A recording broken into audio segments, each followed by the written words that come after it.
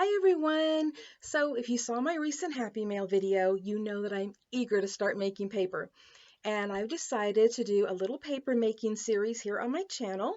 And today's video, I'm going to show you the basics from start to finish. We're actually going to make a piece of paper today. And if you think, oh, I don't have those supplies and I can't afford those supplies, don't stop watching. Keep watching because my next video, I'm going to be showing you how to make paper with supplies you have around your house. But you still need to watch this one to learn the basics. And there will be future videos showing you different things to use, different techniques. It's really going to be fun. So keep watching. And right now, let's head over and start making some paper. This is an Arnold Grummer's paper making set that I got, and I thought I would show it to you and show you the different things that come in it.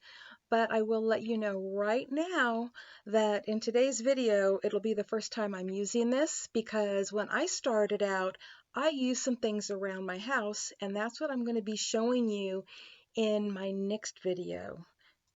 Some things that don't come with the kit that you're going to need are Kuitz sheets, which I'll be explaining later in the video, as well as a sponge and some sort of tray or baking sheet. You'll also need a tub for water that your decal assembly will fit into. There are two different methods, the dip method and the pour method, and I'm going to be using the pour method today. And so my husband built me this other decal that is appropriate for that and different than the one that comes in the kit. Okay, let's get started. The first thing we're going to need is pulp, whether it's new or recycled. And today, I am going to be recycling these papers. Actually, I'm going to be recycling these two white ones, but you can also use colored ones, things that are flyers that come in your mail, your junk mail, or even your grocery store advertisements. So there's a lot of different recipes out there on how to get started, and I really think you need to experiment on your own, and I'm going to show you what worked for me. So for making an 8.5 by 11-inch piece of paper, which is what I'm going to be doing today, I'm actually going to be using two pieces of this scratch paper here, this junk mail, and what we're going to do is tear it up into tiny pieces, as tiny as you can make them, but they don't have to be really, really tiny. And just tear them the best you can. And I've got too many here to tear. But we're going to tear them and just stick them right here in the blender. And I made a smaller paper. My very first one was smaller, so I actually only used one sheet of paper to make it, and I'll show you that here in a second. But like I said, experiment, find what works for you. You know, if you want thicker paper, you use more paper. If you want thinner, you use less. It really just depends. So once I get all of this in here, we're going to be adding 2 cups of water. Before I do that, I'll show you the paper though. So this is the very first piece of paper that I made, and as you can see, it is smaller and it's also very thin. And you can write on it, which is really nice.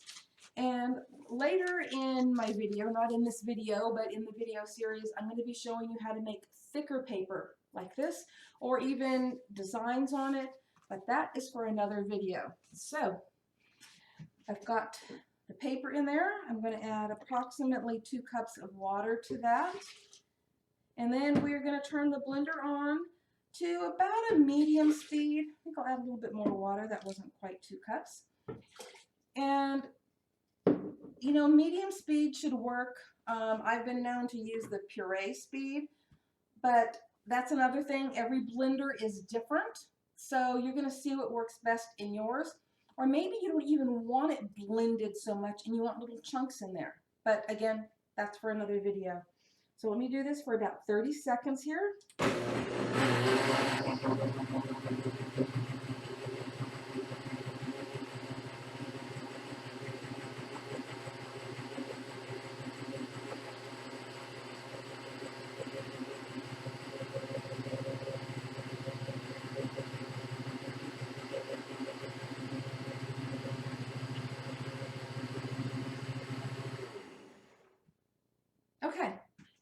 can tell by looking at it if you think it's blended enough or if you think it needs to be blended a little bit more. And I might blend it a little bit more here in a second after I put my pour mold together.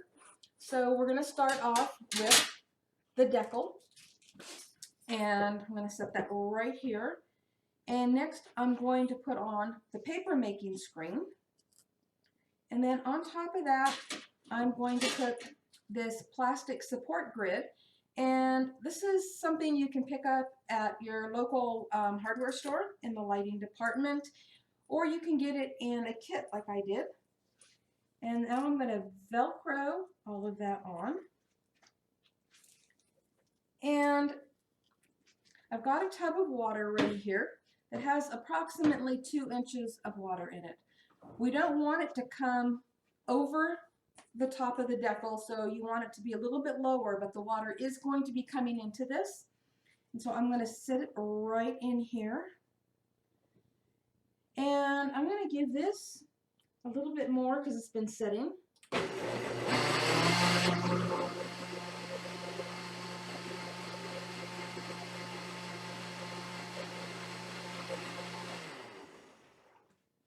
Okay, and we're just going to pour it right in here, into the water, into the decal. Not like into the tub of water, but into the water that is in the decal. And so we're just going to pour that in there. And you don't want it to all land in one place, so swish it around, give it a little turbulence there, and it should help it spread out fairly evenly. And now we're going to lift this out straight up, okay? We don't want it to be tilted one way or the other because it'll make the paper pulp land unevenly. So we're just going to pull it up slowly. And we're going to let it drain.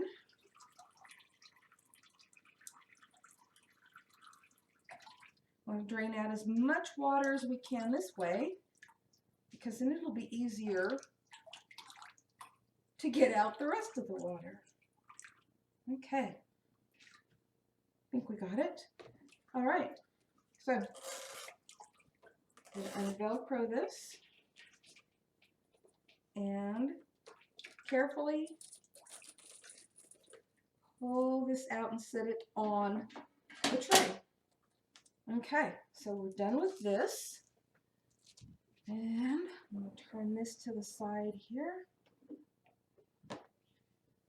All right, so the next step is this screen.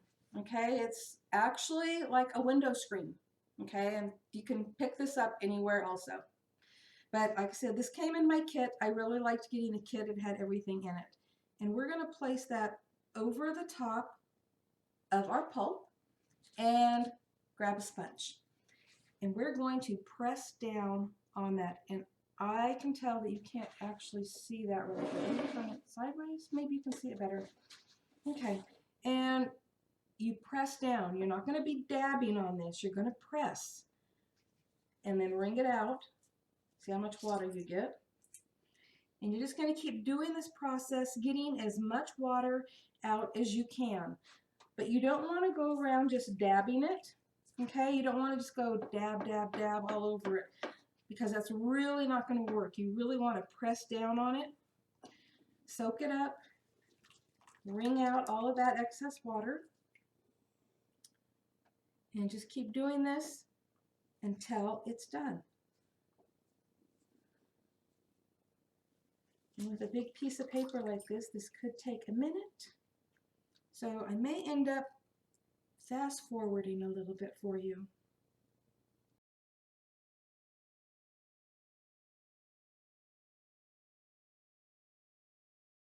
Okay, once you think you've gotten as much of the water out as you can, you are going to slowly and gently remove that screen. And we're going to set that aside. And we're going to take a couche sheet or couche sheet. I've heard it pronounced both ways. It's spelled like couch, but it's not pronounced like couch. And these are special sheets that are perfect for drying. They're very absorbent. So I'm going to put one over the top. And then I'm going to lift this up and remove the grid. And actually, I'm going to remove this wet pan that is underneath. Set that aside.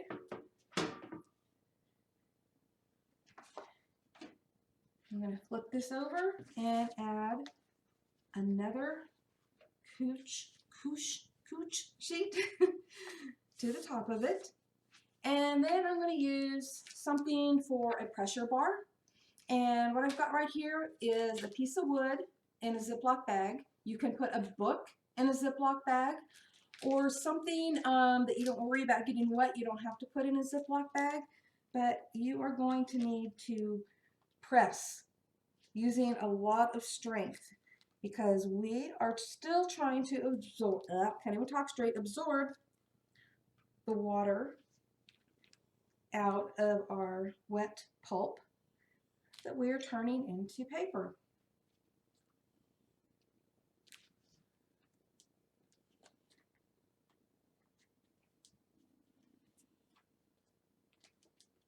And just do this for a little bit, and just definitely put all of your strength into it.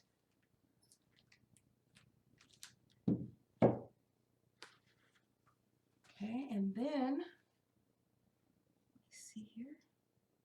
Oh yeah, perfect. So I don't know if you can see this. I'm going to back it up a little bit to make sure that it's on camera.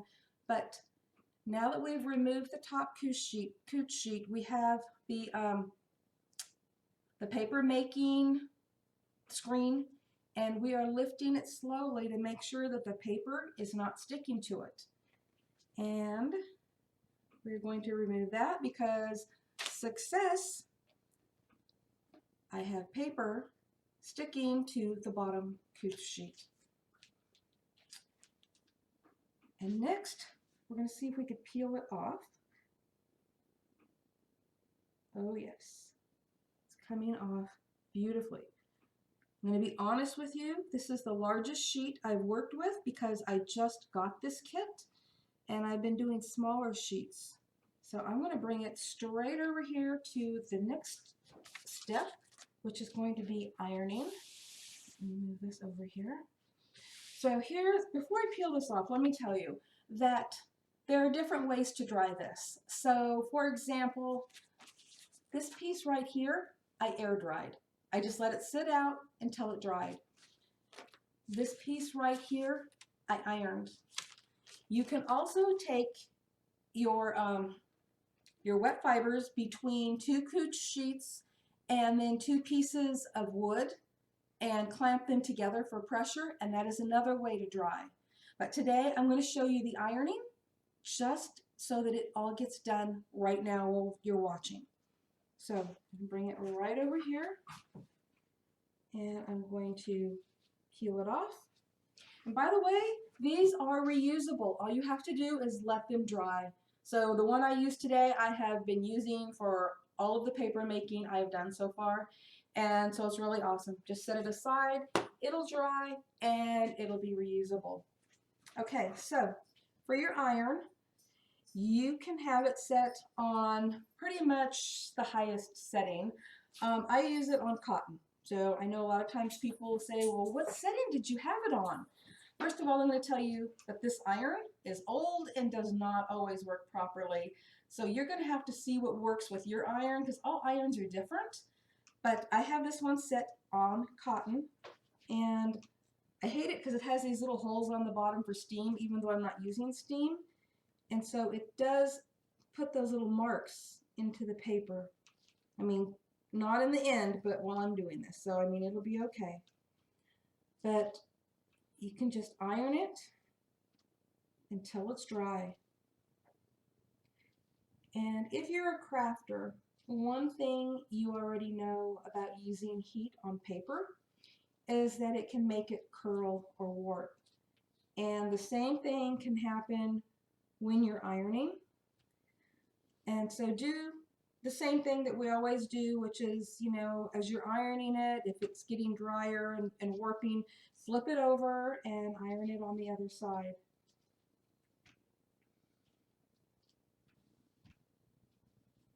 This is going to be a beautiful, beautiful piece of paper. Be careful while it's wet because you don't want to tear it while you're ironing it. But once it's dry, it'll be strong. As soon as the moisture is out of it, it will be really strong, just like any other paper. Again, this may take a minute, so I might just fast forward this for you. This iron was just not cooperating, and I think it's time for an easy press, which, by the way, if you have one of those, I think it would be perfect for drying your paper. I'm also sure that a craft iron would work as well. Okay, my iron finally kicked in.